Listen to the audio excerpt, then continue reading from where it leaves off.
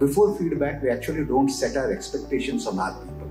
The simplicity of saying, what do I expect from our people on a day-to-day basis? I think that's the starting point. Where we say, if you're working for a particular organization, understand the purpose of the organization. And people want to be purpose-led. Spending time in saying, what do we do? What is the role that people play? Right? Many times we look at people as cogs in the wheel, but we don't tell how important that cog in the wheel is. And what do I mean by purpose? I may be only fitting nuts. Now, does it make a difference if I'm fitting a nut in a bullock cart versus if I'm fitting in a spacecraft? The whole approach changes. I think, to me, fundamental for a blockbuster talent is just to help people understand the organizational purpose, help people understand the role and how important that is in the overall organization.